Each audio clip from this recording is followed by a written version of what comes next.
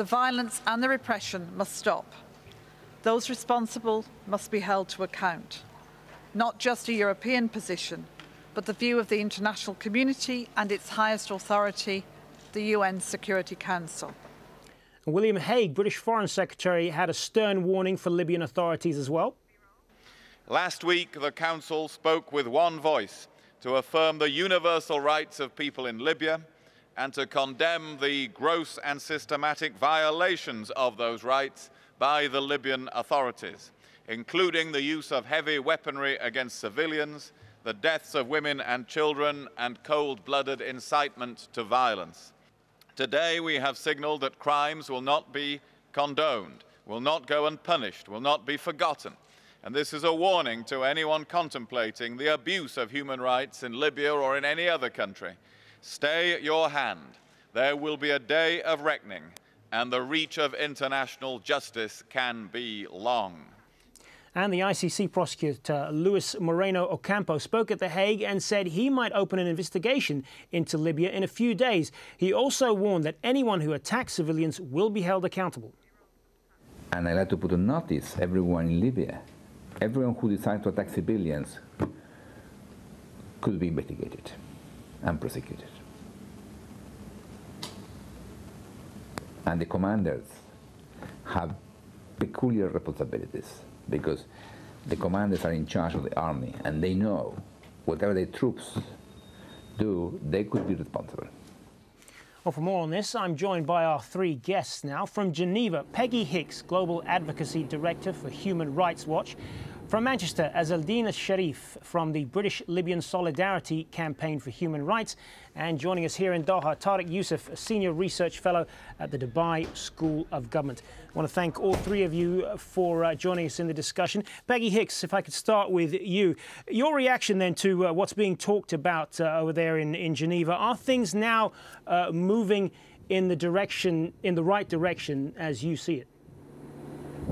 Yes, absolutely. We think the Security Council decision on Saturday was a crucial one. The Security Council acted unanimously, but the messages that you just heard from Moreno Ocampo, Minister Hague, and Catherine Ashton are the right ones. The accountability is not just for Gaddafi, but for his henchmen and for anyone who acts and follows on his orders. What we want those people to know is that their actions are also, they can be held accountable, and that firing on civilians or taking actions of that sort could lead to a trip to The Hague for them as well.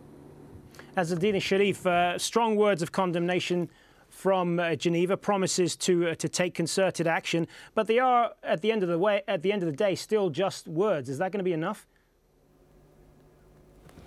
Well, the Libyan people are really cautious. They are watching the international community and very worried. The only thing that they don't want to be occupied or invaded by an army which will be staying there for longer time.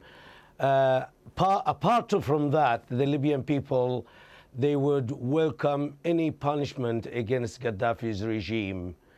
So we have to be very careful about the sensitivity of the issue here.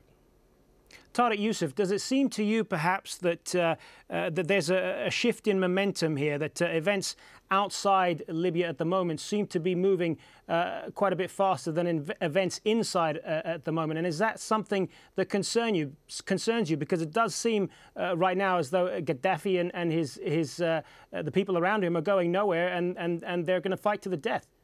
Absolutely. I think the international community has reacted rather swiftly and decisively in the last 72 hours.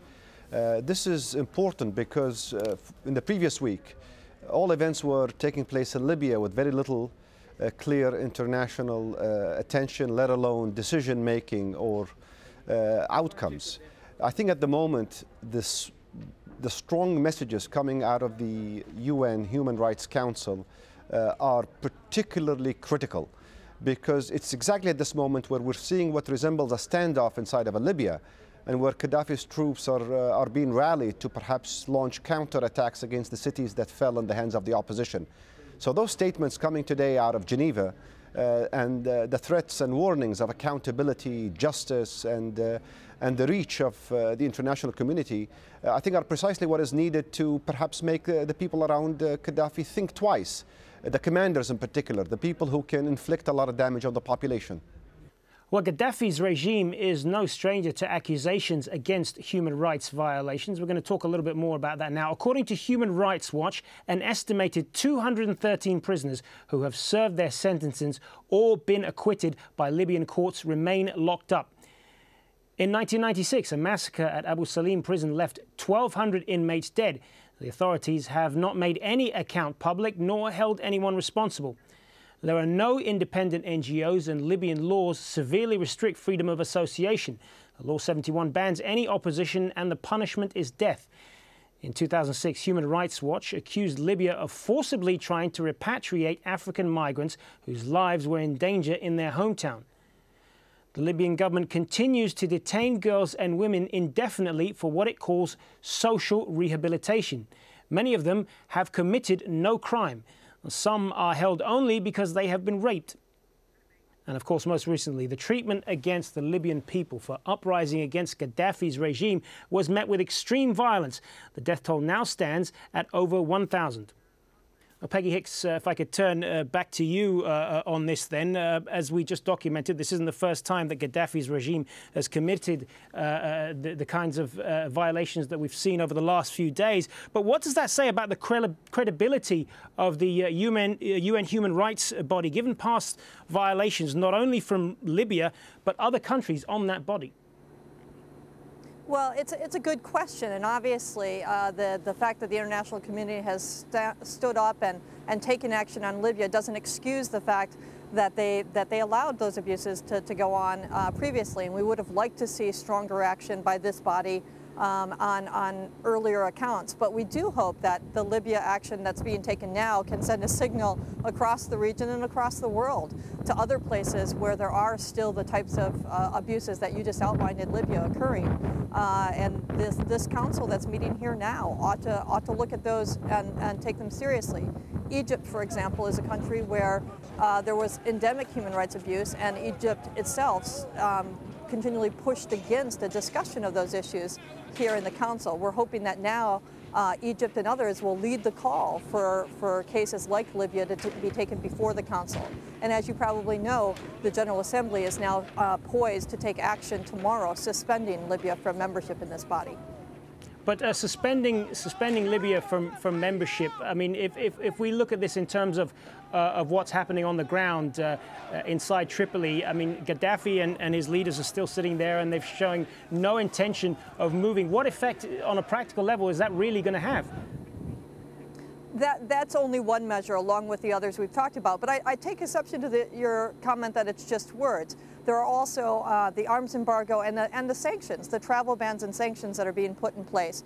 Those are things that can have an impact. Unfortunately, sometimes it takes too long to see the impact of those actions. But what we really need now is for Gaddafi and those around him to know how isolated they are. And I think every step, every little nail that goes in is one that shows